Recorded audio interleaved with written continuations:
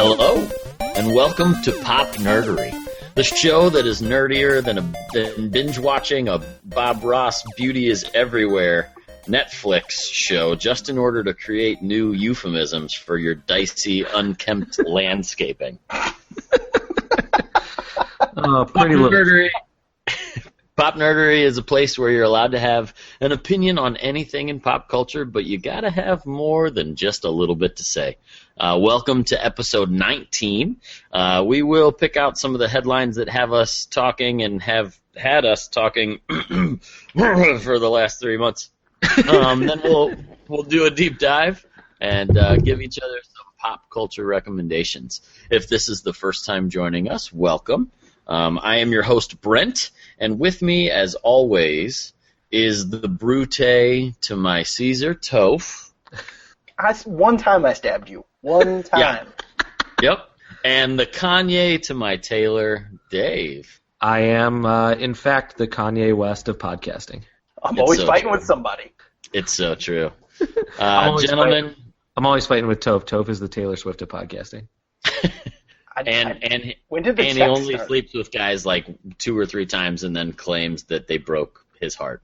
That part is true. That is 100% accurate. Those are the only dudes I sleep with. Mostly. So right up top, we'll just apologize. Episode 18 was a long time ago, and it was a live episode, and we were super hungover, so hungover. Very in fact, hungover. That lasted about 2.5 months, I think, for each of us to recover. Correct? That's what happens when you get old. The hangover is just, months and months. I went back and listened to that episode. We do sound hungover, but we also sound very sultry. Like, our voices are very, very, I don't know. I sound like Kathleen Turner. They were rich. Yeah, they had a woodiness to them. Oh, yeah. It sounded like we had accidentally stayed up most of the night, not slept a lot, drank a really lot of whiskey and or scotch, and yelled at the television for a long time. Correct. All of those things. So we don't plan for those things to happen again. We also don't plan to purchase new homes or cause major leg injuries to ourselves anytime soon, which are things that actually also happened in between episode 18 and episode 19. But that's neither here nor there. Toph, can you tell us what is here and there with regards to where the folks can find some more pop nerdery? I can, Dr. Seuss. You can follow us on Twitter at PopNerdery, at PopNerdery on the Twitters. We comment on things as they happen in between shows. Sometimes there's a lot of commentary when that is months. And you can interact with us there. Unless I can't smuggle a cell phone into jail, in which case then you're kind of shit out of luck because, that's going to be a thing. You got 3 ways to listen to the show. The first is on the iTunes. Fire up the iTunes, jump to the store, move to the podcast section, tap on that search box, and type in Pop Nerdery. You can rate, review, say nice things, speculate wildly on the things we were doing in the past 2 months. That could be fun for you and your friends. So do that on all their phones without their permission. The second way is PopNerdery.com. We archive all the episodes there. You can find us in the comment section arguing about whose emotional wounds George Lucas has inflicted on us are deeper. Answer, all of us, surprisingly enough. The third way to listen to the show is to simply open up episode 18, look at the published date, stare at it longingly, let one single tear fall down your face, and Dave will appear over your shoulder to podcast live. I will do it. All right, Pop Nerdery listeners. We have apologized to you for the last time. From here on in, we're going to blame you for this. I'm sick of your shit, listeners. We were gone for 2 months because we were trying to make you miss us. That's all that it was. As far as hiatus distance makes the ear grow fonder? Exactly. If we set it free, there's a thing, we set it free and it comes back, it was meant to be, but if you set it free and goes away, never meant to be at all. So we set all the listeners free, and here they are. They're back. They're listening. Yeah. Like the swallows returning to Capistrano. Exactly. Anyway, guys, as far as hiatuses go, I think we did a good job of picking when to have an impromptu one because fucking nothing happened while we were gone. It really hasn't been that much news. So that's kind of good. we have a couple of things that have happened fairly recently that we're going to talk about a little bit. But not much has happened. We have seen a couple of movies since this has happened. So we were gone, and Captain America: Civil War came out. So our next episode was going to be a Captain America: Civil War cast. So I thought we won't do a whole episode on that because it's super old at this point. But I figured I would like to share a couple of my thoughts about it now that we're back. And I was wondering, did you guys... Topher, you didn't really have a great excuse for our hiatus, but Brent destroyed his knee while we were gone. I was wondering... I made it not a knee, and then it also then became a knee again. So exactly. Cool. So during the time that we were gone, Brent destroyed his knee and then had it put back together like the $6 Million Man, and now he can walk on it again. He's a medical marvel, ladies and gentlemen. So I was wondering, did you guys... There's like a pimp walk, but it is a walk, yes. Did you guys make it out to see Captain America: Civil War? Uh-oh. Crickets. I never did. Crickets. I never did. I did, however, catch up on a few Marvel properties. I finally saw Ant-Man, and that was excellent. And I know Ant-Man is in Civil War, so if you count the fact that I looked at Paul Rudd in an Ant-Man costume, I saw part of Civil War. Partial credit all around. So I'm gonna do this now that I've shamed you publicly for not having seen. I saw it. Oh, I saw it. You might have watched it. Why did you stare at me with like a blank look on your face there? Because I'm scared. You got lost in your eyes. I was waiting. Brett looked like he was going to talk, and then he didn't. And then the silence went on too long, and then I didn't know what to do. So then I just kept waiting, and I was like, I don't know what's going to happen. Like, listen, the whole podcast thing is a little rusty right now. Yeah, we're going to have to figure this out. So, yes, I did Naturals. see it. Black Panther was really good. Oh, yeah. Black Panther was amazing. Yeah. I also, while we've been on hiatus, I did spend more nights on the road for my job than I did at home. But, yeah, I've just been fucking around. Not doing much. Gotcha. Speaking of Ant-Man, I watched the first 20 minutes of it on a plane and turned it off. Oh. Which is how much I liked Ant-Man. Now, to be fair, watching a movie on a plane is a horrible, horrible experience. That's true. However, shout out to Delta, who, if they'd like to bump my Sky Miles, I'm a big fan of that seatback entertainment, which provided me things like Ant-Man. But yeah, I'm gonna give it a try again, maybe in the comfort of my own home, and not when there's a large man who's shoving his elbow into my ribs and sweating on me. That may have, colored my opinions of the movie. But Ant-Man. I didn't know that Brent was on your plane. Just elbowing you right in the. When I fly with Toph, I make sure that I'm all elbows. Just man spreading all over the place. Exactly. And I'm like, Bud, it's a 3-row seat and the middle one's empty, and he's like, no, sitting here. My seat. It's mine. I agree on the Black Panther. Chadwick Boseman was awesome. God, yes. And also, I thought that we were going to have a little bit of a problem where they couldn't serve all these characters that they jammed into this movie, but almost every character had like a little arc. Mm-hmm. And Black Panther had probably the most satisfying arc of anyone in the movie. They jammed Spider-Man in there, and him and Paul Rudd's Ant-Man had a lot of funny jokes to tell, especially in the biggest fight scene that we've seen. I like jokes. Yeah. Outside of the last fight scene at the end of the first Avengers, I think that airport fight scene in Cap 3 is probably the biggest fight scene that we've seen in a superhero movie. And they did the opposite of what DC did in Batman, and they filled it with jokes, and they made it really, really fun. When Captain America is fighting Spider-Man, I should not feel like they actually want to murder each other in real life. The only fight that earned it all summer long was the Cap Iron Man fight at the end of that movie. Yeah. And they earned it over like 12 movies before they made those two guys punch each other in the face a bunch. But yeah, I give 2 very giant man-sized thumbs up to that movie. I liked it. It was good. Are you bragging about your thumb size? Only in this company, fellas. So we're going to move on. A Star Wars Celebration is going on right now. So we have... Is it, or is it done?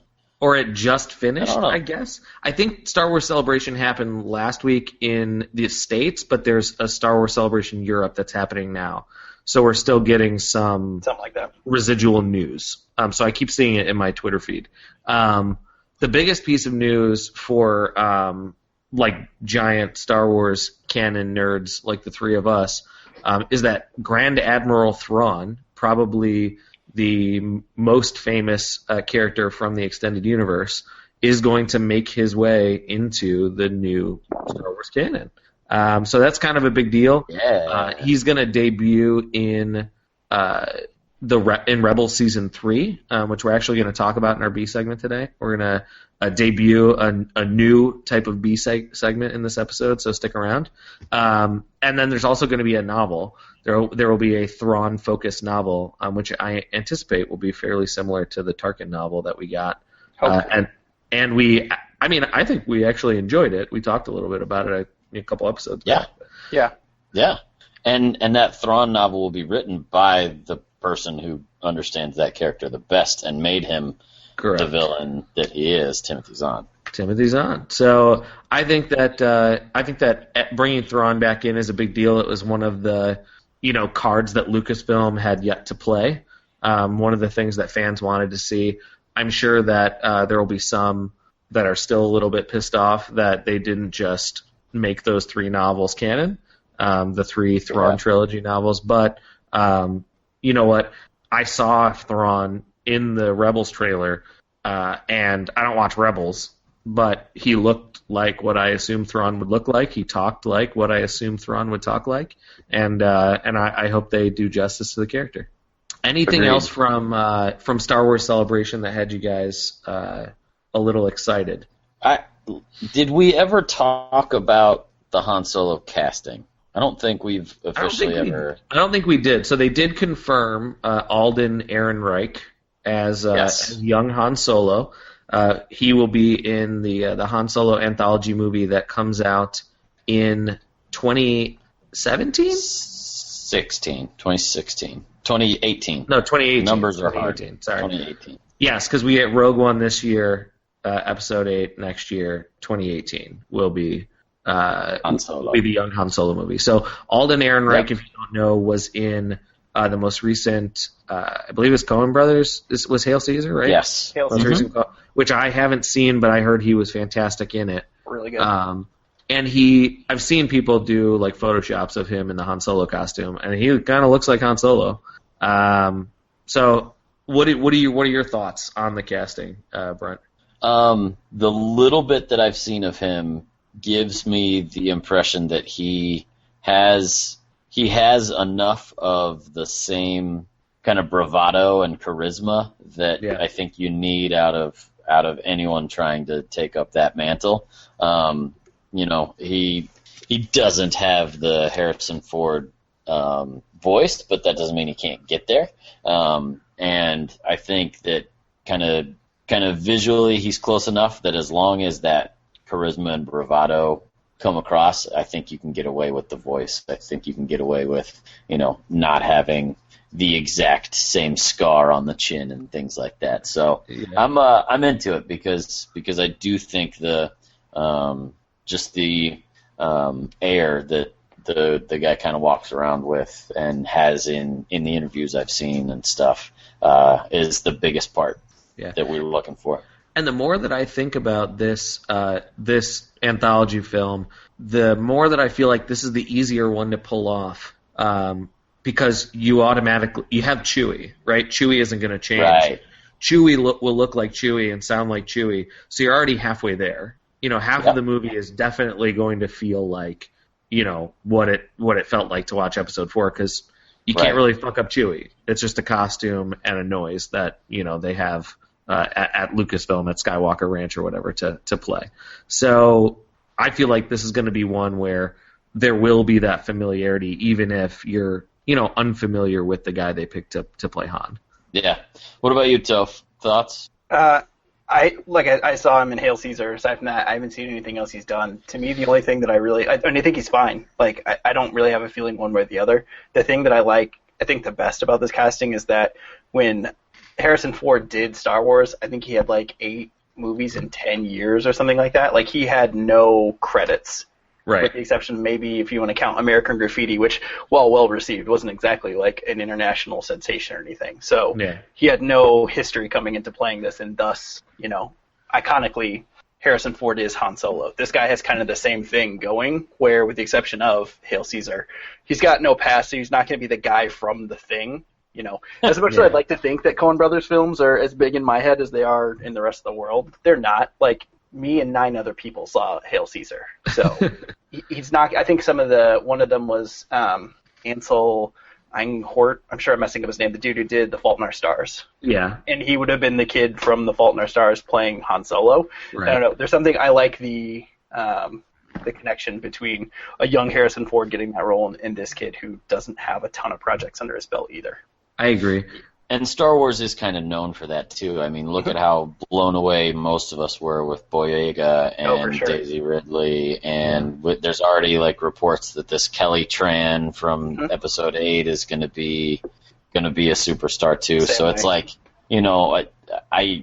I'm starting to really trust at least whoever's in charge of casting right now at Lucas. For sure. So, that's a good point.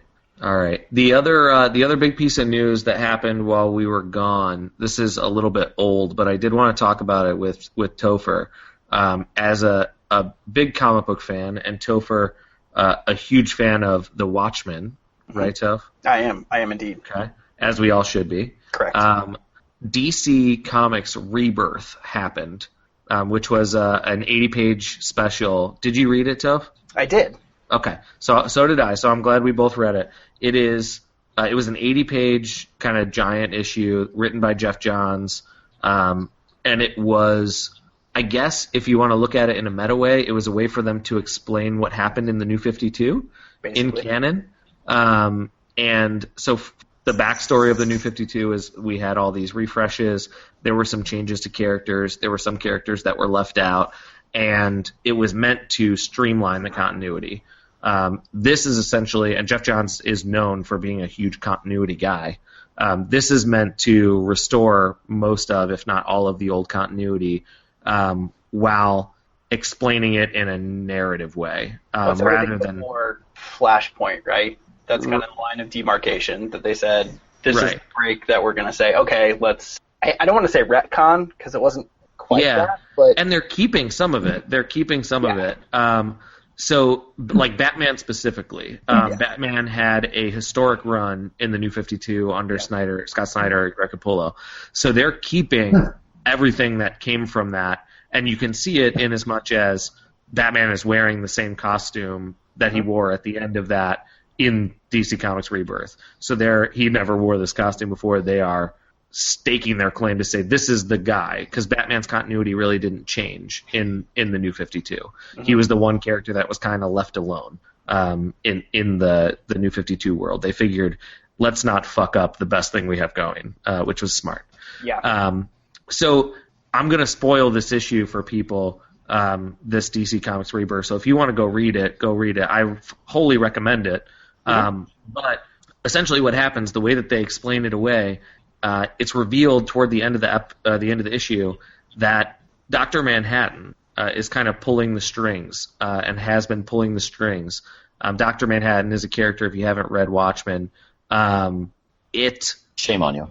Yeah, if you haven't read Watchmen, shame on you. But he's a character that can essentially change the metaphysical laws of the universe and does so at his whims because I guess he's bored a lot. So, which is like one of the most gripping arcs for a character of limitless power. Absolutely. And I think humans are like ants, so he can't be bothered by the other things going on in the world. So I guess my question for you, Toph, is one: how do you feel about the Watchmen universe being officially brought into DC canon, which it never really has been before? It's always kind of stood by itself. Yeah. And two, will this get you back into reading DC Comics more regularly, or is this just a thing that you heard DC Comics Rebirth was good, so you read it? To answer the second question first, I heard it was good, and so I read it. And I was also very curious.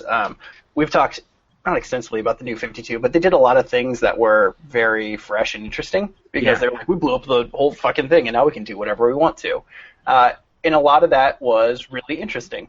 A lot of it was pretty the same and boring.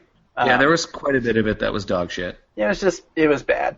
But they did some interesting things with some of the characters you would never expect. I was initially really mad at the Dr. Manhattan reveal, simply because I like Watchmen as a standalone.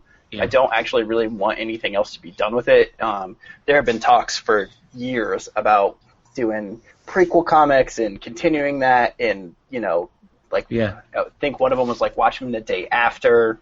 They did, and they did that before Watchmen miniseries like 4 or 5 years ago.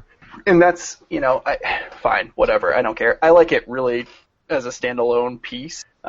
So originally, especially given kind of, sorry. No, go ahead. Well, especially when you kind of know the genesis of where Watchmen came from, about how Moore was going to use some of the DC properties and had very iconic roles that then kind of changed as he was developing the story because they didn't want Superman featured in the story that was a little too dark and things like that. So yeah. So the fact that it's cool when it's on its own. Right, created from whole cloth, it stands on its own. It's a separate thing. It's I guess for me, I always liked it because it was an allegory, and you can drop in whoever you want into it. Like you can recognize parts of characters, and it's not kind of really hard to imagine the comedian as like a Captain America who just was sick of shit and went dark. Like that's the beauty of an allegory. You can put a lot of shit into it. So it felt a little like, wah, wah, it's Dr. Manhattan. Oh, Doc, you guy. But and they've said, and Geoff Johns said this, I think, publicly, that it's not going to be an ongoing thing. Where you kind of only get to do this once, and then it doesn't work again. I say that, but every single major comic book character has died and been reborn 15 fucking times. But as a one-off, I'm fine with it. It kind of feels like a funny, interesting homage as opposed to like an ongoing plot city. So I'm fine with it. To me, the thing that I was happy that Wally West is now back. Yeah, I agree. I was disgusted that they brought back Aqualad. Who fucking needs Aqua? Like, I barely need Aquaman, but you're going to give me Aqualad again? Come on. I think that the framing device of the issue, using Wally West as a character that was forgotten, like literally fans have been like, where's Wally West? Where's Wally West? And using him as a framing device and his relationship with Barry is what brings him back was a really kind of powerful way to tell the story. Absolutely. And bring a little bit more depth back to the Flash, who's a character that is now, because of the TV show, very, very popular. More popular than it's been, maybe ever. Except for, in the Golden Age, maybe. So, definitely worth reading. It's an interesting piece. I think it's an interesting way for basically what I imagine DC to be doing is to rework some of the changes that they didn't like long term, and in reality to slow the publishing schedule for a lot of these books who maybe should be on a monthly book schedule. Yeah, and I think that, we're working our way toward, and this is just my thought, based on the way that Marvel is publishing now and the way that DC is refreshing every couple of years, we're on our way to, in my opinion, I'm thinking that we're going to work our way toward a lot more trade paperbacks, a lot more standalone stories, a lot more, they'll be published as standalones, kind of like Killing Joke, or kind of like, Dark Knight Returns was published back in the day, where it's like a prestige format book that is a more standalone story. It's told with the characters that you like, but, continuity will become a thing that you can fudge with a little bit. Yeah, definitely. And I think that's probably the best way, where if we are, publishing in seasons. Essentially, that's what Marvel's doing now. Marvel is now on their third different version of Marvel Now, Ultimate, all new, all different, whatever they're calling, their new thing this month. And essentially, it's just to break things up into volumes, so that way you can collect, Black Widow 1 through 12, and that's a story by one writer and one artist. It makes it a lot easier to get to that compendium point where it's like, here is a complete and total arc in this thing. And I think what we're going to see also along those lines are these kind of large, giant shifting events where we kind of just throw all the continuity away for a little bit. Yeah. It's going to happen, I mean, maybe not even every 10 years now. It's going to be every 5 to 7 years where all of a sudden we're just going to do a bunch of stuff and then throw everything away, and we'll kind of have maybe one consistent timeline, and then you're going to be able to do 3 years of weird shit on a book. And then something like this is going to happen, which I don't really mind. If it lets them do something that's not just kind of the cookie cutter shit that came out a lot before the New 52, those last 3 years before New 52 are pretty dire. I mean, there's some good stuff there, but a lot of it is just really shit. So yeah, I agree. If knowing that you're not going to necessarily be beholden to this whole new world you create lets you get out of the box and do some interesting shit with some characters who've been around for fucking going on 100 years, then great. And there's enough continuity there to be able to play around in without really, truly changing anything. Because if you look at, for example, you look at Snyder and Capullo's Batman run, it was a historically good run, and they didn't really change anything from a continuity perspective that is, super lasting. They put all the toys back in the toy box. Yep. One of the main things that came out of their run that everybody loved was that very first arc, that Court of Owls arc. It was the first, I think, 12, 11 issues of their run. And I want to take a little bit of time to talk about how the bane of our existence in the DC television universe, to have taken something beautiful and wonderful, and it's going to exactly, and they're just going to fuck it up so hard. So if you guys haven't listened to us in a little while, or you forgot, we dislike the show Gotham. We think it's terrible and don't understand why people watch it. And we also don't understand how enough people watch it to continue forcing it to get... we don't want Baby Bruce. We don't want Baby Penguin, although I guess Baby Penguin is maybe the only good thing about the show, but I guess I haven't watched it since the first 6 episodes. No. But I check in from time to time. I'll watch an episode here, watch an episode there, just to reconfirm my bias against it. Mm-hmm. And yeah, it's still terrible. Still awful. But they're bringing the Court of Owls to Gotham, the TV show, and I just really dislike how this show has no regard for continuity. They're taking all the toys out of the toy box and breaking them all. Yes. So that way when Bruce is eventually Batman, there's nothing left to do. Right? Well, then they're going to create original characters that you're going to learn to love. Hand wank. Yeah, if this show could do something where... I think this is beyond the capabilities of whoever's running the show, but if the show could do something where every episode was... like a present-day kind of episode where Batman is trying to figure out the Court of Owls, and then they did a flashback to the current cast of Gotham, and every episode was balancing two storylines, and they jumped us forward so that way we could see the Batman. I feel like if you got the right person, could redeem this show, and that would be like the transitional season to get us into the Batman world, and then next season it's just Gotham Central. Yeah, I just hope it'd just be a new show. Yeah, exactly. I mean, I guess. But they're not going to do that because apparently enough people watch the show to keep it on television. Speaking of shows that we don't actually hate watch. Yep. While we were gone, Game of Thrones happened in entirety. It did. Which was a thing that a lot of people liked. Yes. Myself included. Can we just say spoilers and we're going to talk about it? Let's just say it and we'll just talk about Game of Thrones. The piece of news that brings us to Game of Thrones is that they announced that Season 7 will be delayed from the spring to the summer of 2017. So that's the piece of news, which is, you know what, fine with me, get it right, and then put it out. I always feel that way about TV shows, is get it right and then put it out. Just like kind of with comics, when comics get delayed, I always go, well, you know what, take your time, get it right, and then put it out, rather than rushing out nonsense. Yeah, you're a better human being than I am. I am a selfish prick. Yeah. It was hard for me that first week that Game of Thrones wasn't on anymore. Yeah. That was dark. I was cold and lonely. Yeah. So, during the break, during the break when Brent destroyed his knee, he was bedridden for a little while. And Brent, you did a little binging of our favorite Westerosi television show. Yeah, it was basically my first priority, other than not getting a divorce or chopping off my leg. I decided Game of Thrones was that important to this pop nerdery culture that I consider myself a part of. Yeah. So I literally watched every episode of that show in 2.5 weeks. Like, I'm so proud of you right now. If we were close enough to kiss, I'd just give you a little kiss on the forehead right now. I'm pretty proud. I'm pretty proud as well.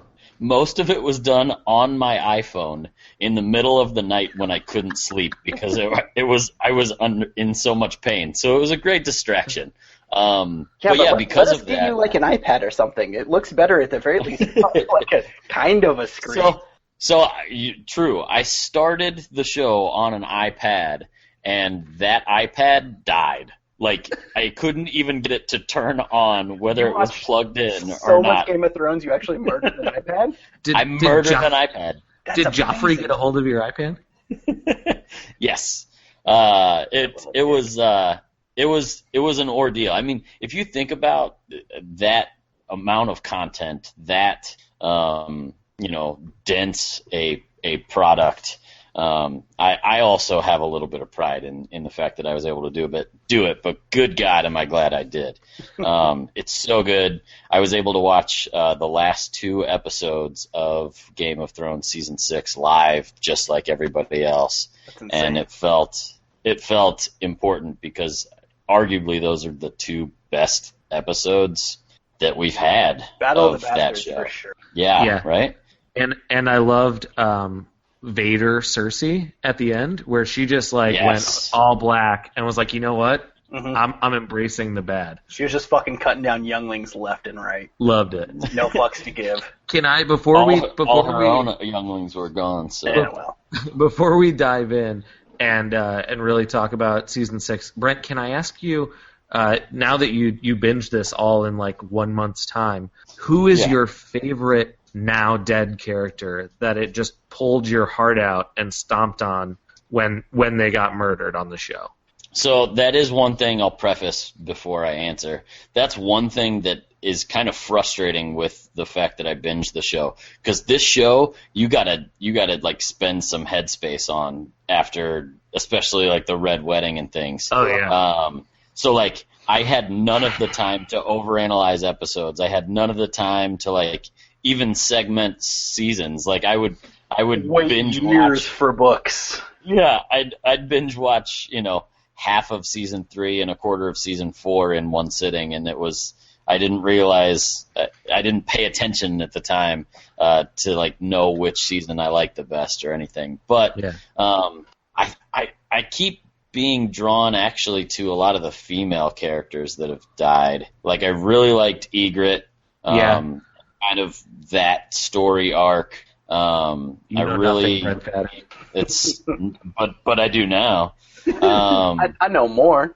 I really, really liked Marjorie, and I guess I was just surprised that she's gone, because it seemed like I don't know why. I just appreciated that like she was always playing the game, but never anywhere near as sick and twisted as Cersei.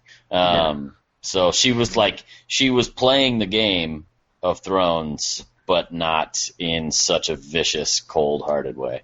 So yeah, come back to me, because that's a great question, and I guess I haven't thought of anybody else that I'll miss more than Ygritte, and that feels like a pretty pathetic answer, but I guess it's that's true. a completely valid one. No, nothing, Jon Snow. What about you guys? I think the most interesting part about season 6 for me, because I never read the books, but I think it's interesting to me that now the show is ahead of the books, and that there are big, big reveals that fans of the books have been talking about for years and years and years. Since 96. Going on goddamn 2 decades. And the show is the one that, like, broke the news, or the show is the one who revealed the stuff. I think that's the most interesting thing in the world to me, as a guy who likes to think of himself as creative. if I spawned something that was so successful that it spawned a television adaptation, and then the television adaptation beat me to the big reveal, I feel like that would be like taking my balls away. Like George R.R. Martin has been emasculated by this television show because it took his best reveals. Nah, he'll just kill some other shit in the books and go a completely different direction. It's gonna be amazing. And Dave, to answer your question, the two correct answers to deaths that hit you the hardest are Catelyn Stark and Grey Wind. And if you answer anything else, I can't fucking help you. I was a big Robb Stark person. The North remembers. Yeah, I was a big Robb Stark person because I didn't understand how the show worked, and then I did. I didn't realize that they were going to make me sit through 6 seasons before I got some fan service. Yeah, honestly, all the Stark deaths are the worst. I am House Stark through and through. My dog's middle name is Arya, for fuck's sake. So when I first said it's all the female deaths that have gotten me, in my head, Lady Stark was there too. I just didn't say it, but it's. I mean, especially. Give me back my fucking Lady Stoneheart TV show. And I'm now because I binge watched. I'm now binge listening to the audiobooks of Game of Thrones. That's been a priority over anything else that I planned on reading. And there's so much Catelyn in the first book, and it just makes me sad that she's gone, and that seemingly we're not getting the Lady Stoneheart we want. So yeah. All right. Well, the last thing that I was going to talk about, and we're going to do this quickly because I know it's not a thing that interests you guys, but the only thing in the world that is bigger. Fantastic Four? No. Yeah, we're going to talk about Fantastic Four again. I wrote a script, and I'm going to read it to you in its entirety. I would let you do that. You're one of the 3 people in the world, you, Alan Moore, and my mom, because I would just be so fucking shocked that my mom wrote a Final Four script. That's 3 of you can do it. All right, open page 1. Yes. Ben Grimm says, read. I'm going to wreck it. Oh, wait, that's not it. We're pretty fantastic, aren't we? Credits. The 4 of us. All right, maybe I should leave this to the professionals. Anyhow, the only thing in the world that is more popular than the Game of Thrones finale is fucking Pokemon Go. So I feel like I have to talk about it. It's well documented here that I am the young, handsome, virile man of the podcast. No, I'm kidding. I am a couple of years. None of those things. I'm a couple of years younger. And I'm much uglier and less virile than the 2 of you who both have a squad of children. Have impregnated your wives a couple times. But me being a couple years younger, I actually played Pokemon on my Game Boy and my Game Boy Color and my Game Boy Advance. Did you have red or blue? I had blue because if you had red, you're a monster. Correct. So I had Pokemon Blue. Topher, did you play Pokemon on your Game Boy? On my Game Boy, I had blue. Okay, he had blue. You chose Squirtle, right? You're a Blastoise person? No, Charmander, all the way. Damn it. Anyway, we'll fight over this later. But Pokemon Go, as we're taping this, came out 2 weeks ago, and it took the fucking world by storm. And I live in suburban, Illinois, outside of Chicago, as does Brent, and I can't drive past a park, just like a random public park, without there being like a squad of people staring into their phones playing Pokemon, talking to each other and laughing, bringing people together. It's kind of crazy. I saw a news story that billed it as the only weight loss app that works, or the only exercise app that works. For real. That's true. It's kind of crazy. So my question is, have either of you downloaded Pokemon Go? And I guess that's the only question. That's the only one I care about, really, to start. I'm level 15. Oh, all right. So the answer is yes. I have also downloaded it. So my phone is jacked up. I dropped it on the ground, and my GPS chip doesn't work anymore. That would make playing the game difficult. So the only thing that happens is when I'm at my house and I'm on Wi-Fi, it can tell where I am, I guess, because of my IP address. I don't know how the Pokemon Company figures out where I am, but I'm okay with it. You're fine. They can turn over my data to the FBI if they want. They already have. Yeah, but Don't worry. so all that happens is I sit in my bedroom and I catch like Rattatas that swing by my house. God, they're fucking everywhere. That's about it. So I will eventually. I'm getting a new phone in September when the new iPhone comes out. So I'll eventually play this game to its fullest. But it's pretty crazy. It's pretty intense. But the first couple days, my dog was like, "Hey, what happened? How come I get walked this much?" Why are we going for so many walks all of a sudden? Exactly. Yeah, I because I'm of the internet, I knew about it when it came out, and immediately was like, I don't think I've played a Pokemon game since Blue, which Right. I liked. I like the concept of just walking around, catching weird monster lizard things. And it's an RPG, which is fun. I like to build things, which is what RPGs are. I like making animals fight to the death for my own amusement, like all the things that Pokemon is based on. I'm super into those kind of things. Exactly. So I skipped it, and I was like, yeah, I mean, that's cool, whatever, it sounds interesting. I played the game that this is based on, which is Ingress, Yes. I think. So, and that was just as more of like a curiosity of what augmented reality shit could do. I work downtown in Indianapolis, so I had an opportunity to not just be at my house doing it and like actually see it in a kind of wide open setting.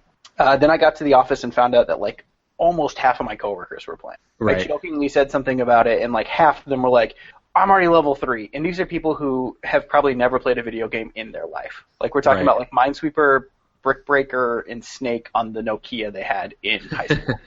And they're like, yeah, I'm catching all this shit, and it's amazing, and I got this, this, and this. And I was like, I have to look at this. And then I made the mistake of showing it to my 3-year-old, and that's the reason that literally, if I don't come home at night with a new Pokemon I've caught, I am the worst dad in the world. Like, the disappointment on his face is palpable. Like, on Monday I was in meetings all day, didn't have a chance to play, didn't catch anything, came home and he was like, show me new Pokemon. And I was like, I don't have any, bud, I'm sorry. And he just kind of stared at me quietly for a couple seconds and just walked away shaking his head. Wow. Yeah. All right. Disappointed. Yeah, I was just like, I'll spend an extra half an hour wandering around downtown trying to catch you a fucking Squirtle or something. Yeah, it is. It is fun. It's very.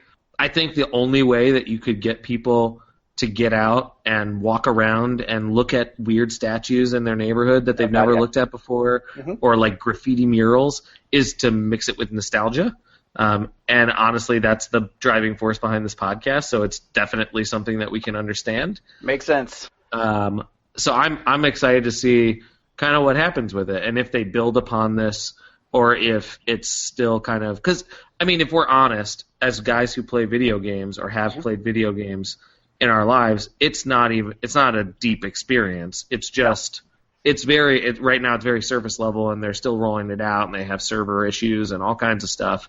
But it's a really good base that they can build on, and I think it could be something that could be really fun. If they, implement some of the stuff from the original Game Boy game, if we could trade with each other and battle each other, shit like that. So, as evidenced by my deafening silence during this entire conversation, I do not have the app, nor do I have any affinity for Pokemon. I missed the boat entirely when it came out, and I don't foresee myself downloading the app or getting involved. What I'm curious about mostly, and this is something Dave and I have talked a little bit about offline, as he has actually been the Morgan Freeman to my Miss Daisy recently. I have actually. I'm anxious to see the fallout more than anything. Like, what are some of the unexpected costs or benefits of Pokemon Go on society? Like, are police going to have to be stationed around parks more often in suburbia? That's the stuff that really is fascinating to me. The fact that this app overtook Twitter and Tinder within like 5 days. Impact on the real world. Correct. Yeah. Because so far I've heard some of the health kick aftermath, and that is encouraging, because I think there's whether it's stigma or real life, some of the gamers that have literally sat in basements all summer long are now out, and it's Right. It's the middle of July, which is good. So, not that that's the only possible outcome. I'm curious to see what else there is over time. So. Yeah. And I have seen arguments that it would be really great if we would take this much human brain power and physical activity and effort and put it toward, I don't know, not ruining our planet or getting to Mars. We probably could have been to Mars 3 times by now if we took the amount of Pokemon Go brain power and put it into something useful. But you know what? Fuck it. People are having fun, and it's super hot out across this country as our planet boils itself, and people are outside, which does not happen all that often anymore. So, For sure. We are going to take our first break in just a second, but when we come back, we are going to debut kind of a new B segment that we've thought about. It's called TLDW, play on Too Long Didn't Read. This is Too Long Didn't Watch. So we're going to perform a public service for you, the listener, and Brent's going to perform a public service for Topher and I. And we're going to talk about Star Wars Rebels, and we're going to talk about Clone Wars, because that shit's too long, and we didn't watch it. Sure. Brent has seen it. Brent's kids are really into those 2 shows, so he's watched it. We're going to kind of talk about these 2 shows and figure out whether or not it's worth our time. And if not, he's going to give us the cool nuggets that are in it so that we don't have to spend our very valuable time on it. So we will talk about that when we get back. Right now, we are going to go to our first break. Today's show is brought to you by Amazon. Go to PopNerdery.com/Amazon and shop just like you normally would. Get the same Amazon products that you know and love, and you can even support the show. So, for instance, when you're doing your weekly 11-inch Pewter Wizard collectible shopping, you can go straight through the PopNerdery.com/Amazon link, shop like you normally would. It's perfect. Pop Nerdery is part of the Amazon Associates program, which means you get the same selection, the same tragically low prices of the Amazon that you know and love. And if you're a Prime member, you get the same Prime 2-day shipping that you normally would get. Plus, you support Pop Nerdery, and that's it. It seems pretty basic. What's not basic is deciding whether Stormborn the Warbringer goes on the left, and Drawswith the Hated goes on the right, and which one of them is finally going to get that coveted middle spot. That's complicated. This is easy. Exactly. None of this is complicated. Bookmark PopNerdery.com/Amazon in your favorite browser today, and remember, click it every time you shop. Welcome back to Pop Nerdery. Here in the B segment, like a comfortable pair of pants that you've just been waiting to get into all day long after a long day at work in the tyranny of dress slacks and belts or skirts. Tyranny! Whatever your orientation may be. We're going to slide into a topic that deserves a little room to stretch out in. As Dave alluded to before the break, we are moving into Too Long Didn't Watch as a public service to our listeners, where we're going to look at a topic that only one of us has likely delved deeply into and can either say, yes, this is well worth your time because of these things, or no, and I hate you for making me do this. Here's why. In this case, Brent, I like wars in space, specifically ones that are centered around stars. You might call them Star Wars. I have been known to seek counseling and therapy and psychotropic drugs to help myself deal with the pain that George Lucas has inflicted on me. Yeah. While still loving things about wars in space centered around stars. So the news about the Chiss in Thrawn coming back into this universe after only being domain of books that me and 9 other people read. I read that shit. So us and 8 other people have now completed that series. The news that he was going to be in Rebels led me to ask both of the esteemed gentlemen here on this podcast with me, hey, I like TV shows, and I'm watching a lot of them currently. Is this one I should add to my roster? Because I have watched minutes of it maybe, and it didn't crank all of my wagon wheels. Yep. So is this a thing that I should devote a month of my life to? So in order to answer that question, I also need to answer the question of the true way too long didn't watch, and that is Star Wars The Clone Wars. Correct. Before we can talk Rebels, we got to talk The Clone Wars.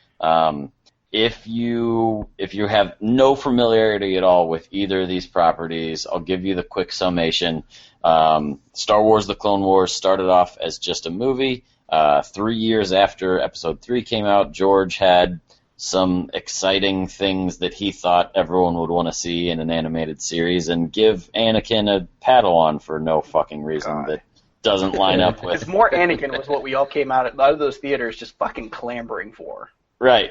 I do think we all clamored for some of what the Clone Wars promised and somewhat delivered on. You know, we were led to believe Obi-Wan and Anakin were brothers who went through a lot of trials and tribulations of war together, grew, and had a kinship that was torn asunder, on that lava planet. And we missed out on a lot of those bonding moments. For the record. Mustafar, for the record.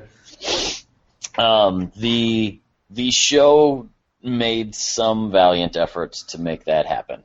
The Clone Wars is very, very George Lucas at his goofiest. Yeah. And the showrunner, Dave Filoni, was one of those yes men that seemed to be working with George, in the prequels and during this time frame, where it was just like any silly idea George had, well, he's the creator of Star Wars, we should make that happen. And so there's a lot of stuff that goes on that you almost want to cry that you're watching this. But because I felt I owed it to myself, because it was made canon, all these reasons, as Dave pointed out, I have little children, and I thought, okay, I can justify watching this with my kids. But it was so bad, I was embarrassed that I was even watching it with my kids. So I didn't make that a priority going forward to watch each and every episode with them. Yeah. Kind of the long story short, the first few seasons are almost unbearable. The movie especially, and the first 2 seasons are very bad. There are a few decent story arcs that start coming up in the 3rd season. By the 5th season, it's actually tolerable, but again, you end up with little 2-episode story arcs or 4-episode story arcs about stuff you don't care about. Like, for instance, R2 going out with 5 other R2 units and getting stuck on a desert planet and having to figure out a way to get off. And you're why am I doing this? And then there's a talking snake that tries to convince damn it. Yeah, yes. So if you feel like you have to watch any of the Clone Wars, which I do kind of feel like you might want to do, especially if Rebels is going to be a thing. There's a couple really good links. We'll put in the link on the website for this podcast. There's a couple good story arcs. Again, mostly in season 5. One of the things that most people probably know if you've been watching any of this stuff, Darth Maul survived, and so being actually cut in half. Correct. God damn it, George. That's one of the most frustrating things about the Clone Wars is it's almost like fan service, but then they do it wrong. Or It's I'm fixing a wrong, but then they don't do it enough justice. Right. Or that was a really cool Ralph McQuarrie painting, let's turn that one droid into its own character. Right. And I made the joke, it's almost like George is notoriously cheap. So it was almost all right, this artwork has already been visualized. Let's turn it into something that can make us money. Yeah.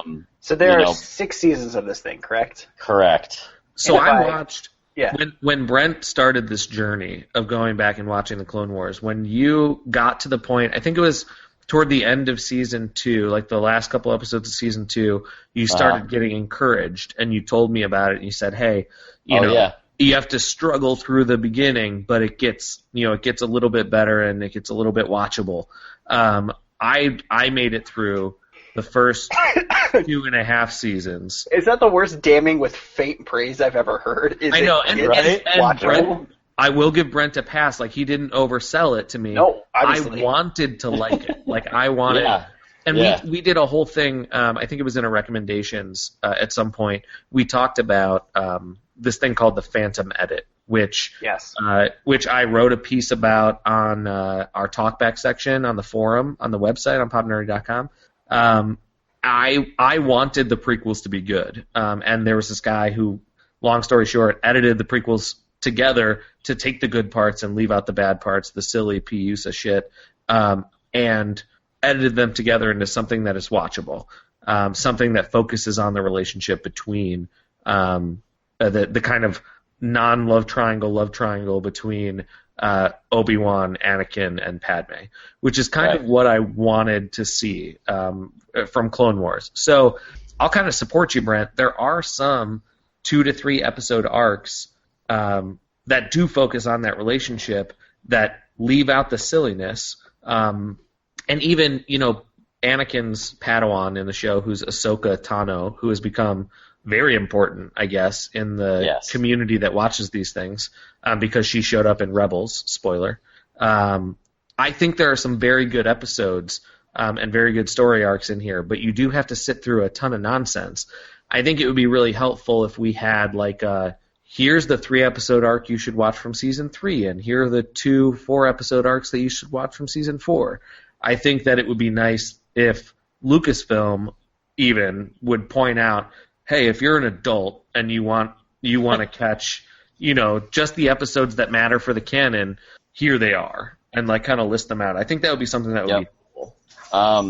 Yes, the few that I'll point out, just because I do think they matter to the saga, or to even kind of the movies coming out, is Forrest Whitaker's character in Rogue One is playing a character that was introduced in Season 5 of the Clone Wars. A character by the name of Saw Gerrera. And there's a 4-episode arc about his homeworld of Onderon, where he is a rebel fighting his government who has partnered with the Separatists.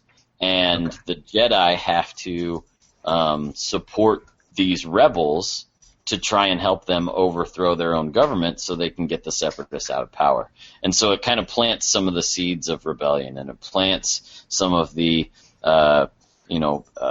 the politics of how involved can the rebels get, or can the Republic get. And it also does a lot to kind of show you what Forrest Whitaker's character goes through, has to endure, and what he stands for, and I think that's a compelling enough 4 episodes that you can just fall into, watch. You get Obi-Wan and Anakin stuff, you get Anakin and Ahsoka stuff, you get Ahsoka stuff.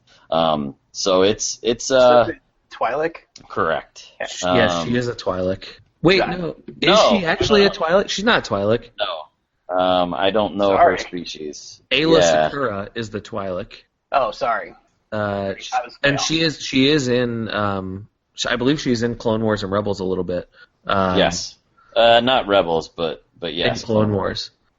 She is a Togruta. And I think Shakti from the prequels is also one of those. Yeah. But she looks exactly like a Twi'lek, except she's also got horns on her head. Yes. It's kind of like a hat-looking thing that's just melting into her head. Maybe it is just a hat. I didn't watch any of that. For all I know, she takes it off at the end of the episode and sits down like Mr. Rogers, changes shoes and talks about what he learned. I really don't know any of this shit. She does wear a lot of cardigans. It's kind of weird. She loves deck shoes and cardigans. And then the other one that I'll point out is just the very kind of the last story arc of the entire show. The 6th season of the Clone Wars was visualized and storyboarded, and then Disney purchased Lucasfilm.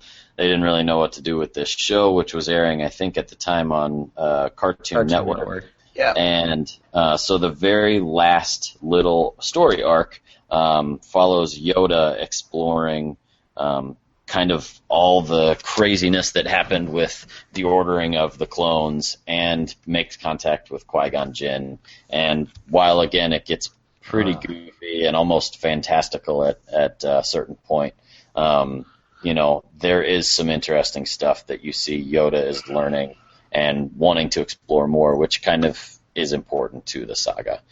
Those two, and then any of the times where you get to follow like a band of clones, and they have some interesting inner workings and stuff. That's about all that I really have to say. I do kind of like those parts. When we've all talked about the Genndy Tartakovsky or Gendy, I don't know how you pronounce his name, the Tartakovsky Clone Wars series that looks like Samurai Jack. Those ones that follow the teams of clones are I think they're very compelling and well put together. And I think this show does that pretty well, showing in a couple you places, showing you that these clones, some of them can think for themselves. The parts that I think the thing that got me to stop watching the show, I got to like the middle of season 2, and then there was like a young Boba Fett storyline where young Boba Fett was like tossing grenades and doing shit, and I was like, I do not need Boba Fett backstory. I'm not drunk enough for this. Yeah, so you're saying the Clone Wars portion, what I should watch is parts of season 5 and season 6. Yep. There's a couple good other arcs that, again, we'll link to some of the sites that have talked about that. But if you feel like you need to do a bunch of it, watch season 5, season 6, and I think you'll get enough of what you need to be able to step into now Star Wars Rebels. And similarly, I think a lot of what this show is kind of the fallout of the fact that they didn't get to finish Clone Wars. Dave Filoni is, again, the showrunner of Rebels and loves himself some Ahsoka Tano, who I think was kind of his brainchild, and loved, some of the rehashing of Ralph McQuarrie's original designs for R2. That droid becomes a droid of this crew. They had a bunch of the stuff that they wanted to take a few characters through and turned them into storylines for another Jedi and Padawan type of relationship. Can I ask? So Clone Wars happens between Episode 2 and Episode 3. Episode 3. Rebels happens between Episode 3 and Episode 4. Okay. Very close to what's going on in 4. Okay. So the rebellion is a thing. This is talking about the formation of the rebellion, in fact. Okay. So I think a lot of the territory that Rogue One will get into, Rebels is just before Rogue One.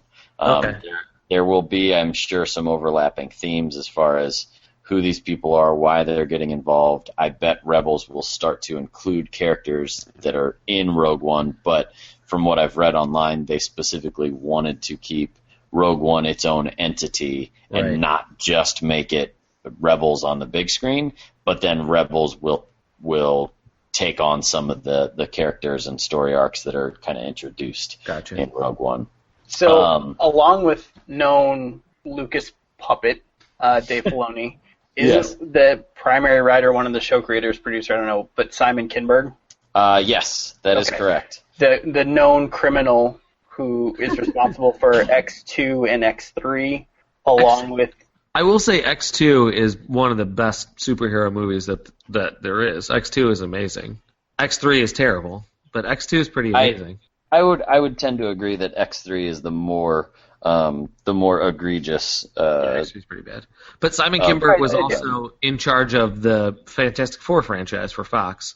Right, so the known war criminal. Yeah, he has Simon Kinberg, who also did the fucking Sherlock Holmes for the Downey Jr. The Downey? Yeah. I didn't think those were as egregious. I thought they were not great, but fine. If the guy's name had been Bumbersnatch Face Puncher, London Detective, I would have liked those. Fine. but to call them Sherlock Holmes is, how can I put this nicely, shitting on English literature. So How can I put this nicely? we've got a Lucas simp and a man who has created some of the worst movies known to man. There you go. Set me up for this. I'm already fucking excited. Again, too long didn't watch is well said on all this stuff. Clone Wars I had to binge watch. Rebels I've kind of recorded and had on in the background of my house as I did homework or whatever else. Rebels has, again, included enough stuff that gets me really excited that I'm like, it's going to be good, it's going to be good. I mean, we've seen Tarkin. We've seen a James Earl Jones voiced Darth Vader. We've had a lot of things that Lando Calrissian, Billy D. Williams voiced. Story arc. Correct me if I'm wrong. The primary cast of characters are new to the show, right? Correct. And then they just meet people from the universe? Correct. I actually like that better than just following around Anakin. Agreed. And so you get to try to invest yourself in this crew, but there's like silly elements of like one of the girls is a graffiti artist, and so God damn it. she puts like rebel icons on like Imperial TIE fighters and stuff. Topher, didn't you think the Star Wars universe was missing a Banksy? Just like tagging shit. Yeah. Like honestly, the only way I would allow this if it was Chewbacca, as he's just bombing through spaceports, like tagging things as he walks by.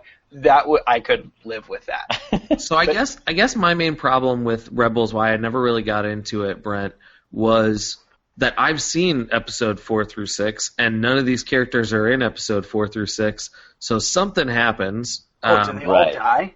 And should I be invested? But now that they are, as we mentioned in the A segment, they're bringing in Thrawn. This is like a fertile ground for them to debut characters in or to bring stuff into the canon. There's more Vader. There's more Lando. I feel like we've probably seen Leia at this point on the show. Correct. On Rebels. So, like, these are characters that I care deeply about that are doing things that I don't know about, but they're interacting with this other band of characters that hasn't shown up in any of the books and hasn't shown up in any of the movies yet. Smells a lot like Life Day celebration so far. There's a really... So, yes, that is a tough sell, I think, for any of this stuff. I do think if Rebels can have a decent enough trajectory and can incorporate some of the stuff that's going on in Rogue One, they can have some tangential storylines to what's happening in A New Hope. Maybe even get you to like Empire Strikes Back, but then because the Rebel Alliance was a lot bigger than just Han and Luke, correct, and Leia. I mean, I think Akbar's been involved in Rebels. He definitely was involved in Clone Wars.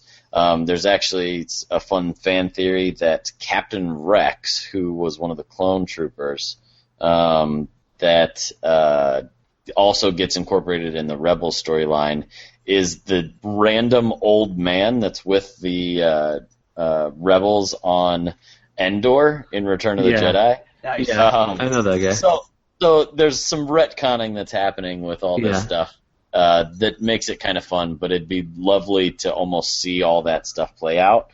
But who knows how much Disney's going to try and milk this thing, and if they can even do all that stuff and make it have gravity. So. I think I have a similar problem with, like, we talked about Star Wars Aftermath, and we talked about Tarkin, and we talked about a couple of these other things where it's like Disney wants to have its cake and eat it too. It wants to have all of these other properties that they can say are canon, but they're going to be separate enough from the movies that they can play in their own sandbox, and they don't have to line up, because it's difficult narratively to have a continuity like that. Whereas I personally, if I want, I hate things that are close to the canon but don't have an impact on the canon. I think that's a difficult thing for me when I spend my time reading Aftermath and it's close to the canon, but it doesn't really tell me anything yet. Right. And maybe it will. Maybe there are 2 more books in that series. Maybe they'll get to the point where that really does serve as a great document to fill the space between Jedi and Force Awakens. But so far, none of these extra canon things, they've added backstory but not plot. They've added context but not actual events that kind of have mattered in the And one thing that I've talked about in the past that just bums me out and makes me want to do nothing but watch Star Wars movies is like I listened to the audiobook of the Darth Plagueis novel, and it was so well written and threaded in and around so many things that happened in the Star Wars universe, basically throughout the entire prequels, that made those movies feel like they mattered to me. Right. And then was immediately ripped from canon. We talked a lot of bad stuff with that too. I agree with you. That may have been the baby that went out with the bathwater. There was a lot of garbage that went out with it too. Yeah, but I guess when they picked and choose some of the things to keep, like the Clone Wars, it was like, why can't we pick and choose a couple of the really good ones that actually did good things and are still being influenced by novels that are written by authors that are writing canonical stuff too. And I think that they did. They just didn't pick all of the good stuff. Right. Like the Chiss are now canon. Yeah, that race of people is now canon. You're right. And that's a huge part of the, what do we call this now? Legends? Is that what? Yeah, the extended. I'm still going to call it the extended universe, the baby with the bathwater universe. Exactly. So like all of that stuff is still, at least that race of aliens, and this guy is still there. They just didn't take necessarily all the things that we thought were good. Right. So I guess my problem with some of this stuff is like you mentioned, the episode arc where R2 gets caught on a planet and has to devise his way off, where it's like a bottle episode where it doesn't affect the rest of the show, or a bottle arc of 3 episodes. It doesn't affect the rest of the show. Just kind of like in the Tarkin book, they were, chasing this group of rebels that no one had ever heard of before to get back this ship that no one had ever heard of before. Right. It was an adventure that was in a bottle by itself, that it was self-contained and didn't affect anything else in the canon. That's kind of, I guess, if I'm going to encapsulate it, is kind of what I'm talking about. But, like, to me, even the Tarkin novel, you got to learn a lot about Tarkin that made you feel like you appreciated that character more. Yeah. I almost wish I had just heard him going to Imperial meetings, but still got to learn about Tarkin instead of the adventure. It was almost like the adventure was there just because it's a Star Wars movie. You got to have an adventure. You have to have a ship shooting at another ship. Mm-hmm. Yeah. Too long, didn't watch, should be all of your mottos as far as taking in these series in their entirety. I guess at least the Rebels is a little bit more palatable. The other thing about the Clone Wars is it's just like multiple things just create new paradoxes and make you angry. Like you watch R2-D2 uses rockets pretty much every episode to like get around places, and it's just George justifying George decisions kind of left and right. So super frustrating. I kick the segment off. I'm gonna put the Spurs to you here a little bit. Please. As a known completionist, as someone who's read every bit of everything that Tolkien ever wrote. Yes. As someone who watched all of Lost, albeit it took me like 10 years in the middle to get there, but did it and fell well down that rabbit hole. I want to consume all the things I like about a thing I enjoy. Okay. Can I go to my grave happily never seeing Clone Wars or Rebels? Knowing you, yes. Fantastic. Very much so. And I've been trying to watch the Clone Wars for close to probably a year. And I just recently finished it. I did watch 2/3 so of the unbingeable. And the movie was so bad that I was like, I don't care about this anymore. Yes. Wasn't it the movie that had like the little shit slug hut? He was like Jabba's nephew or some shit, and it just farted a lot. He farts. Yes. Yeah. And like that was like, I don't fucking need this, George. Like if this is what you thought story should be, then I don't fucking care. And I do think that there is some of this stuff that falls into the category, and we're talking about a cartoon. Let's be real. Yeah, There's some of this stuff that falls into the category of, there are episodes that are here just to fill time on Saturday morning and sell toys, and there are episodes here that are just for kids and not for me. But it would be nice, like I said, it would be nice if Lucasfilm would at least target like 3-episode arcs to this audience, to us, and say, here are the ones to go watch, Or make them entirely different shows. I mean, I don't know how much of the Star Wars Lego stuff you guys have seen, but that stuff's very entertaining for kids. Yeah. And I'd rather watch that, even though I know it's not canon, because it's entertaining as all get out. Oh, for sure. And it can be goofy, and it can be meta, and it can reference other Disney products, and none of it matters because it's not canon, but it's Disney, and they're having fun with it. Make that stuff for the little kids, and then make stuff that we decide needs to be canon, a hard PG, at least, please.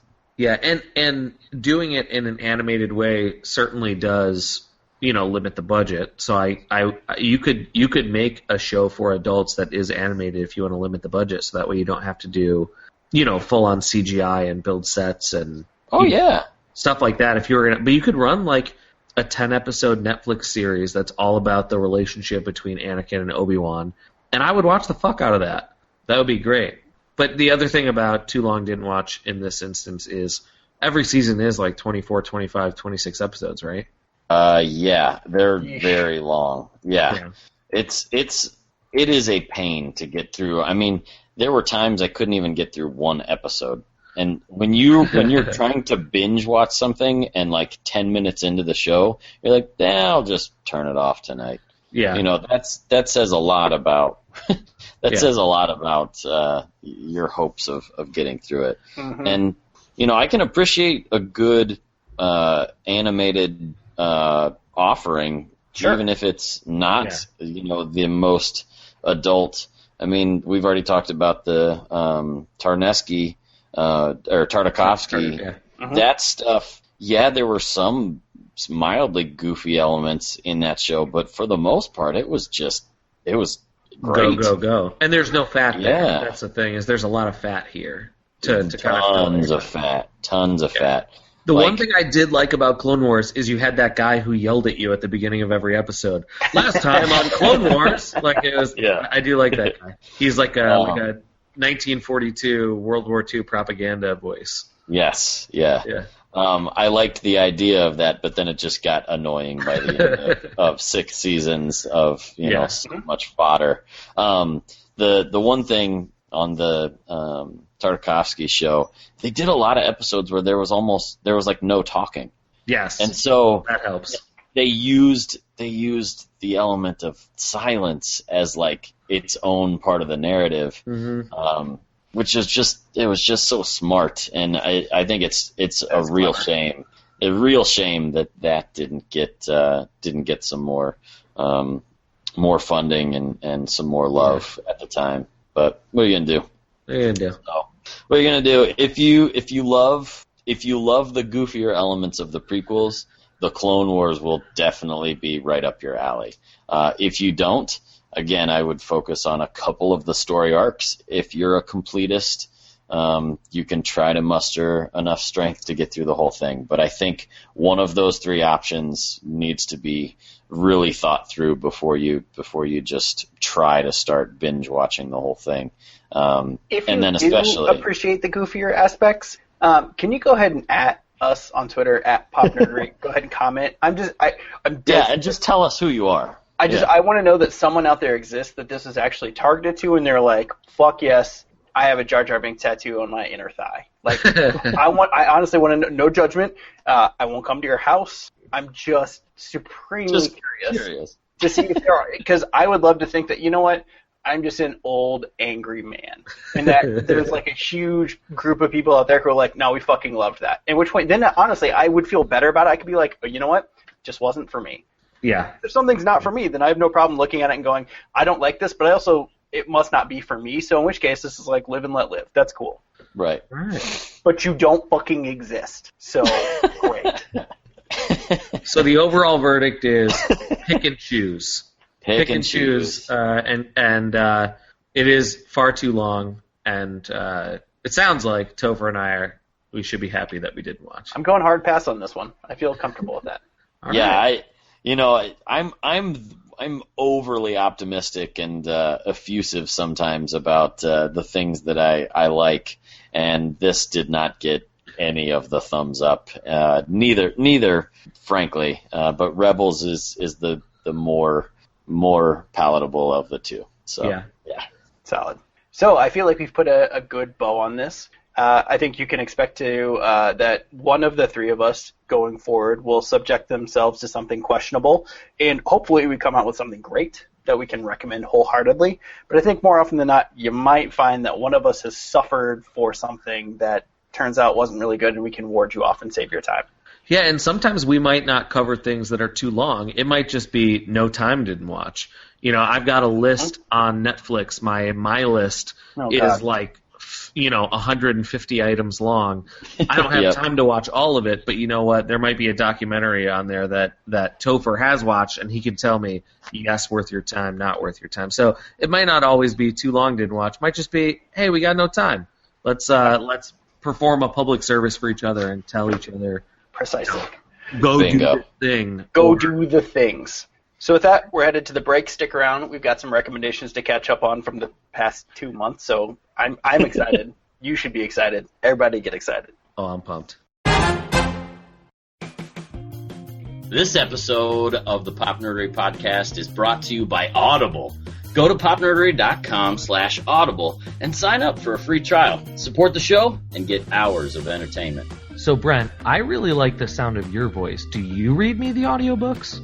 Until I get that 5-year contract that I've been working on with my lawyers from Audible.com, sadly, Dave, no. You're holding out. But with your Audible free trial, you do get free audiobooks at the number of 2 to start out, and then after the trial ends, you get 1 audiobook a month for $14.95 per month. And then you can also receive 30% off the price of additional audiobook. That's right. It's the ones you listen to in your car. Audiobooks. It's a 6-hour reading of the 1995 Toyota Camry. Fix it at home yourself. Shop book.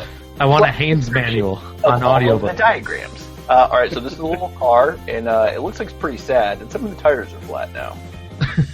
It's read to you by John Goodman. Yes, that John Goodman. Oh, shit, I was listening to that. No. Sorry, we were lying. The other John Good. So go to popnerdery.com/audible, sign up for your free trial, tell your friends so they can share in the audiobook goodness. And with that, we will finish up this episode with the Pop Nerdery crew giving each other some recommendations of things, especially that we are excited for the other 2 gentlemen to get their eyes or ears or lips upon so we can talk about them in future episodes. Get those lips right upon it. So with that, it does sound like we have some eager beavers to share some things we've been chewing on over the last couple months. So, Dave, you got a recommendation for us, pal? I do. I have 2 recommendations. I will be quick. But Topher, do you like a little book called The Long Halloween? I've heard that was tasty. Ooh.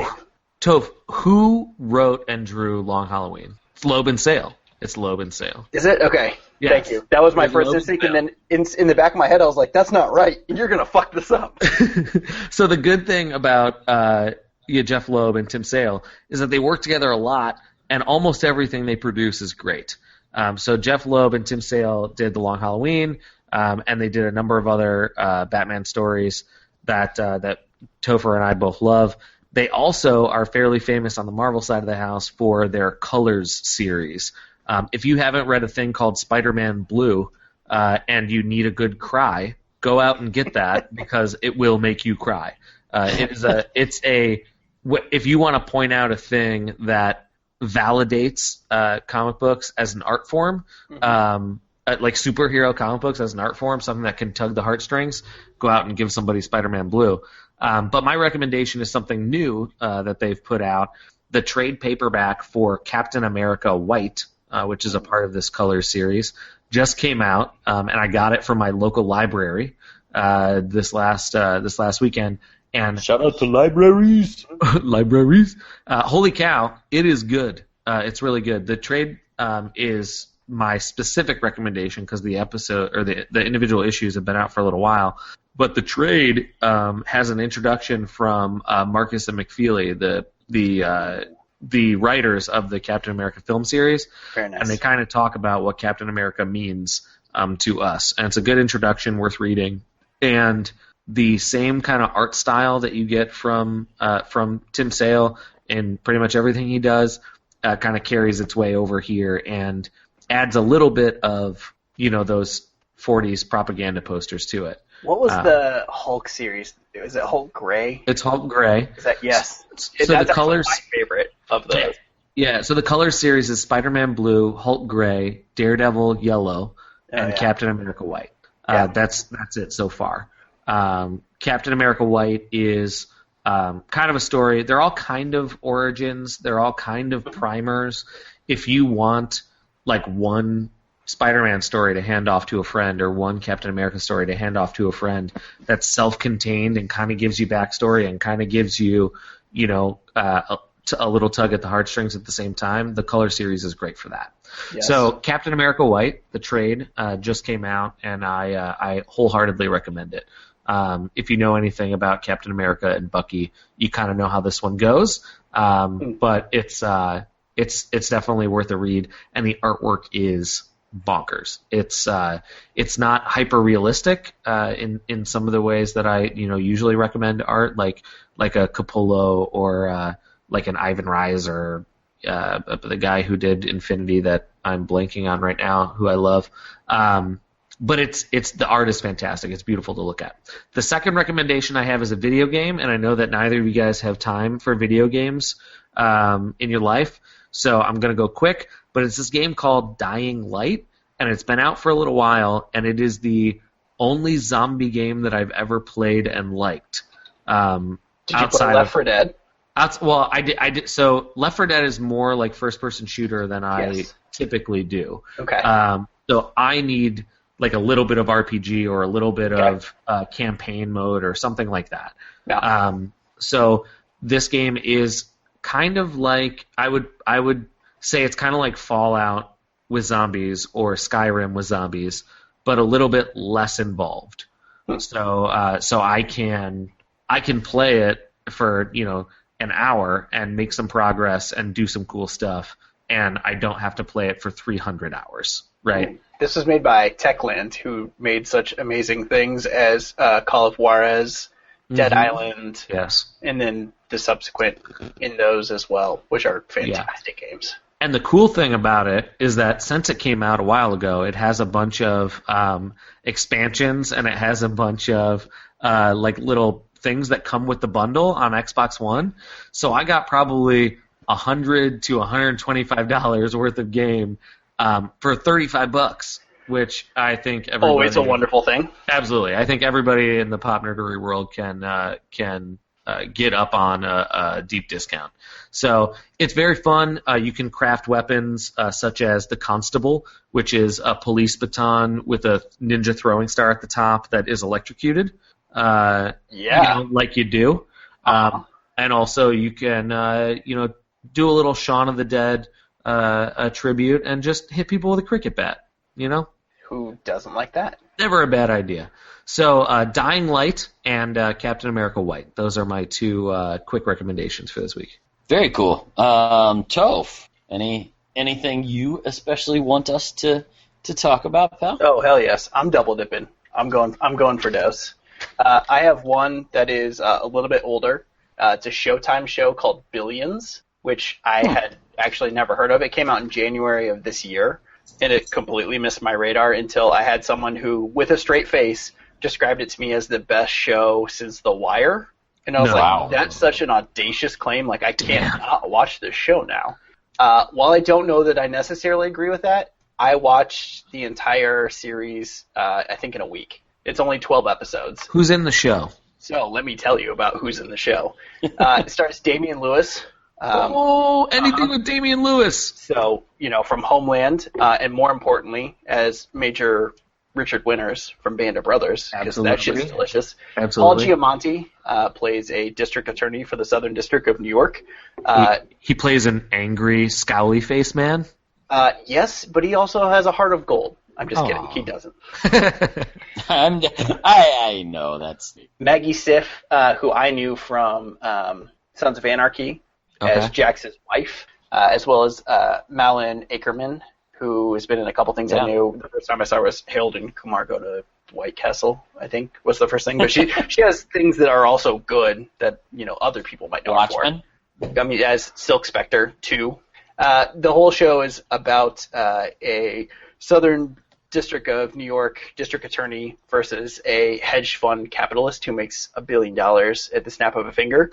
It's very tied to, I would say it's kind of it does resemble The Wire in so much as you get to see both sides played, cops and robbers, as it were, except it's less violent crime and it's more white-collar crime. So it is really super compelling. It's a really quick watch, 12 episodes. They've already signed on for a second season that hopefully we'll get in winter, so that'd be great. Created by a couple of guys and Andrew Ross Sorkin, who is a legit journalist. He's a legit financial journalist. He's a real thing. So, it's all fictional. However, someone who has read a newspaper in the last 2 years will be able to pick out things that parallel in the show very quickly. So it's a family drama. It's a cops and robbers show. It's kind of got a little bit of everything without trying to do too much. And it's got a really great cast in it who pulls shit off really nicely. So don't let Billions slip under your radar like I did, because it's 12 episodes. It's fantastic. You're going to want it in your eyeballs. I would watch 12 episodes of Damian Lewis, insulting my family. Basically, he's that good of an actor. Yeah, I'm still astonished every time I hear him do an interview, and I'm like, holy shit, you're English? And yeah, he is. He plays Americans really well. He does. I tuned out for a little bit. Did you just recommend newspapers? I just heard. I just want to Yeah, they're super absorbent, and you can start fire in your charcoal chimney with them. Perfect. You can grill food on them. Newspapers are fantastic and important. If we go full circle, they're at libraries. The second one I have is The Night Of, which is an HBO show that started last week, 2 weeks ago. Nice. Was originally sketched out to be a James Gandolfini project, and then obviously tragically, unfortunately, died. Yeah. So while we're all, sad about that, and that's unfortunate, I kind of hate to say it, but I'm also kind of excited that we got John Turturro, because John Turturro is fantastic at things. He is excellent. So, very good.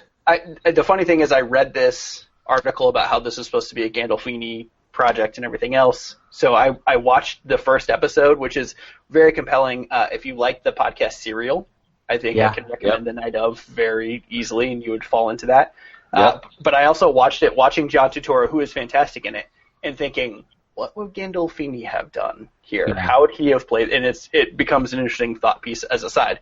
That said, the show is great. We're only to the second episode as of Sunday. I don't know. Dates are hard. 17th? Yeah, 17th. So the show has just started. I can't speak to it as a long-term play, but the first 2 episodes have been great.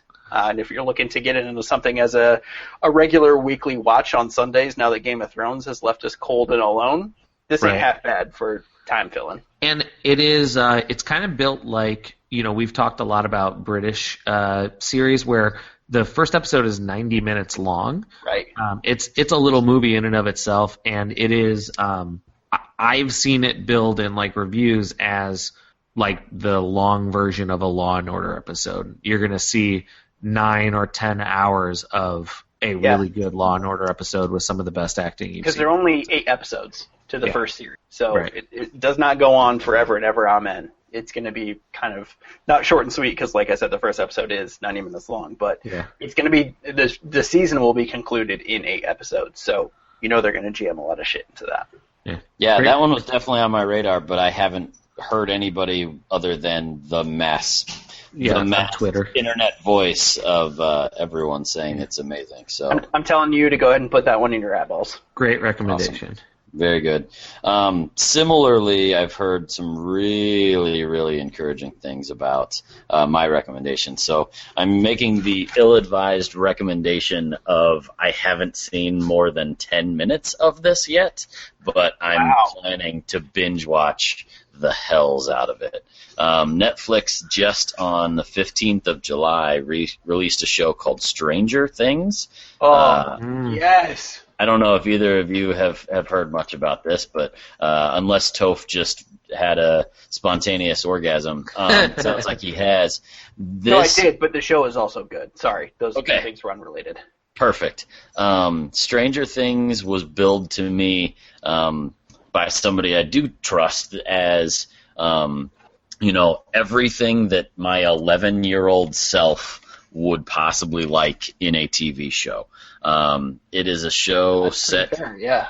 It is a show set in Indiana in the 1980s, and bills itself as a show trying to recreate the ambiance of like every Amblin production by Spielberg released in that era. So far, Rotten Tomatoes has an approval rating of 92% on it. I am in.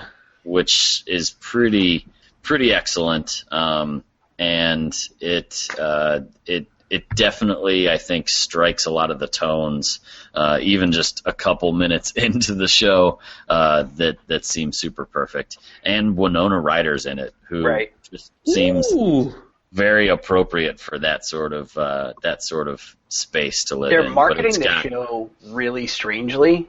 As kind of like a weird like horror show. I think in kind of the bent of like American Horror Story was a lot of the stuff I saw. It's not that. So if you saw that and went horror TV show, like it's not that thing.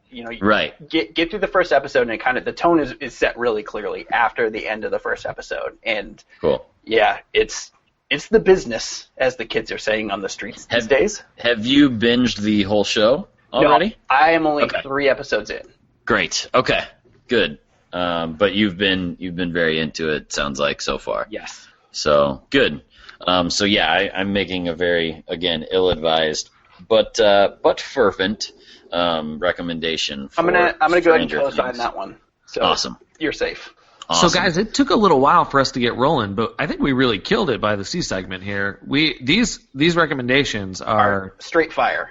Oh, yeah. Straight fire. Oh, wait. Excuse me. Since you each had 2, you're going to double down? You're going to double down. I'm going to double down. Get it. Because I don't think either of you have done this, but friend of the show, Adam Reckamer, turned me on to another just super quick binge again that I was able to take care of in the middle of the night in between hydrocodone, and it is a show on Amazon Prime called Catastrophe.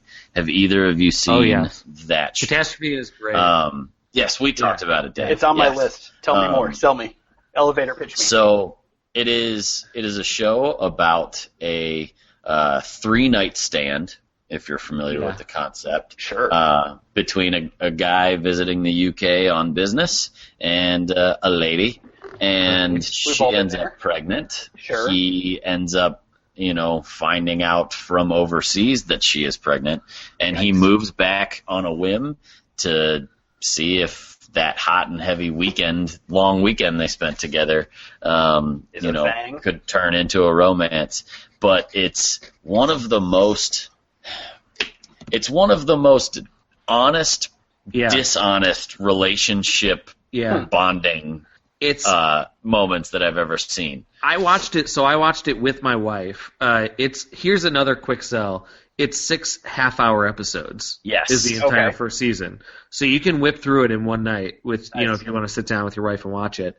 It is the most honest yet heightened version of a relationship you'll ever see, because both of them are very funny, and the woman who's played by actress named Sharon Horgan is she holds her own on screen super the entire quick time. Yeah, very quick, very they go back and forth with each other.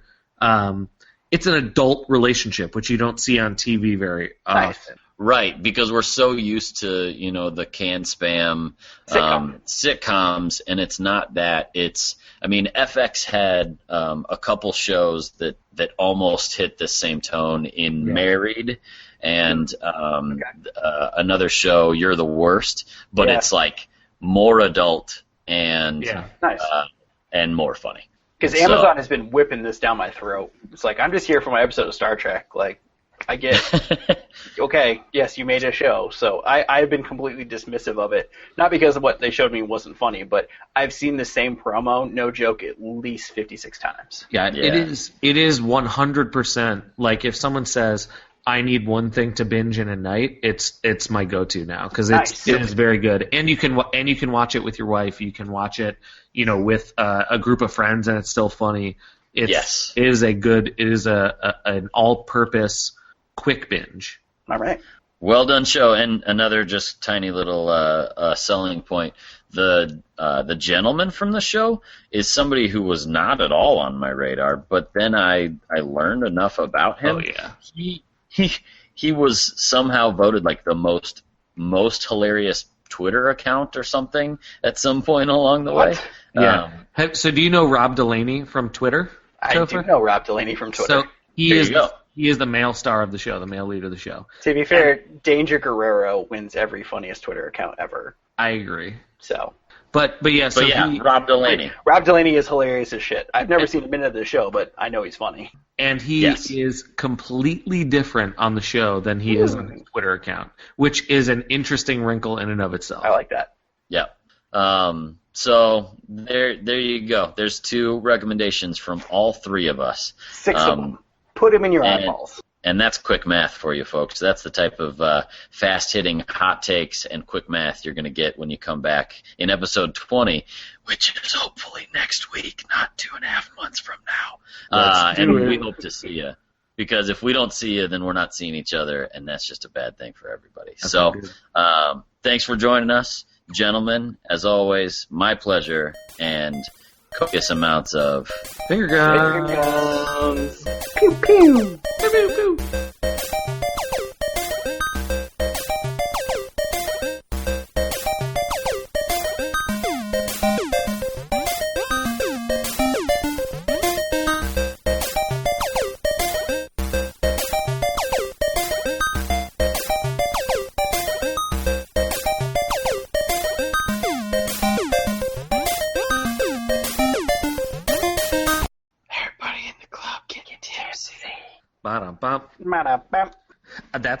That everybody in the club get tipsy is going to be the post credits.